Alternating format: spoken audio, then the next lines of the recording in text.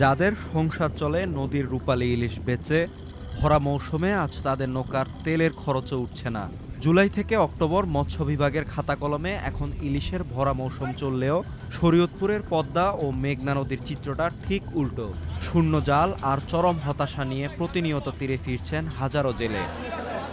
গত ৫ বছর ধরেই শরীয়তপুর অংশে ক্রমাগত কমছে ইলিশের উৎপাদন। ২০২১ সালে যেখানে উৎপাদন ছিল ৪,৫০০ মেট্রিক টনের বেশি, সেখানে গত বছর তা নেমে এসেছে মাত্র ৩,৭০৫ মেট্রিক টনে। অর্থাৎ ৫ বছরে উৎপাদন কমেছে ৮২৩ মেট্রিক টন। নদীর তীরবর্তী গ্রামের প্রায় ২৫,০০০ জেলে এখন চরম বিপাকে। ধার দেনা আর দাদনের টাকা শোধের চিন্তা এখন পিঠ যেন দেয়ালে ঠেকে আছে তাদের। এই সামাসও পাই না, আর খরচ মরচ পাড়াইতেই না, আর মনে করেন নদী মদি গেছে হুগাইয়া আমি কেমনে কি করুম এটা চিন্তা ভাবনা করে দিশা পাই না। সকালে গেছি আইছি 2টা পাঙ্গাস মাছ হয়েছি, 12 জন মানুষ নৌকায় ধরেন আমার দৈনিক 8,000 টাকা খরচ। কি কিছু বোঝেন এর পরে নিজের ফ্যামিলি এক একজনের বাড়ি 3 জন 4 জন 5 জন করে লোক, 7 জন 8 জন লোক, এর উপরে আমার নির্ভর। এমন অভাব আমার জীবনও দেখি নেই, মাছের খুব অভাব।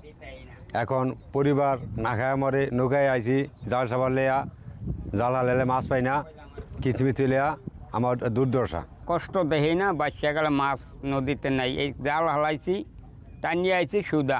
জায়গা আছে, নৌকা খরচ আছে 10,000 12,000, 10-12টা খরচ আছে, আমরা লুসখানা পেলে যাচ্ছি। কিন্তু ভরা মৌসুমে কেন এই মাছের অকাল? জেলার মৎস্য বিভাগ বলছে, পদ্মা ও মেঘনার অন্তত ৩০টি স্থানে ছোট বড় ডুবোচর জেগে ওঠায় বাধাগ্রস্ত হচ্ছে ইলিশের বিচরণ। এর সঙ্গে যোগ হয়েছে ঢাকা ও নারায়ণগঞ্জে শিল্প কারখানার বর্জ্য, যা নদীর পানিকে করছে দূষিত।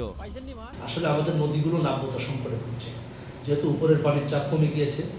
আমাদের বৃষ্টি জুলাই আগস্ট পর্যন্ত বৃষ্টির পানিটা না আসা পর্যন্ত আমাদের নদীগুলো কিন্তু একেবারে স্থির হয়ে যায়, যার কারণে কিন্তু আমাদের এই নাব্যতা সংকট দেখা যায় এবং আমাদের এই নদীগুলোকে কিন্তু ডুবোচর এবং বিভিন্ন ধরনের চরে কিন্তু ভরে গিয়েছে। এবং এই সংকুচিত হয়ে আসার ফলে কিছু কিছু জায়গায় নদীর পানির গভীরতা কমে যাচ্ছে, নদীর আয়তন কমে যাচ্ছে, যার কারণে আমাদের ইলিশ মাছটা কিন্তু উপরের দিকে সঠিক সময় মাইগ্রেশন করতে পারছে না। পাশাপাশি নদীর আকার কমে যাওয়ার কারণে এখানে অন্যান্য মাছের প্রজাতিরও কিন্তু সংকট দেখা দিচ্ছে। এছাড়াও এই মৎস্য কর্মকর্তা বলছেন, পদ্মা মেঘনার পানির তাপমাত্রা ২৮ থেকে ৩০ ডিগ্রি সেলসিয়াস থাকলে ইলিশ সহজেই বিচরণ করতে পারে, কিন্তু পানির তাপমাত্রা এখন বেশি থাকায় সমুদ্র থেকে ইলিশ নদীতে আসছে না। এদিকে রূপালী ইলিশের ঐতিহ্য ধরে রাখতে দ্রুত নদী খনন ও দূষণ ঠেকানোর দাবি জানিয়েছেন স্থানীয়রা।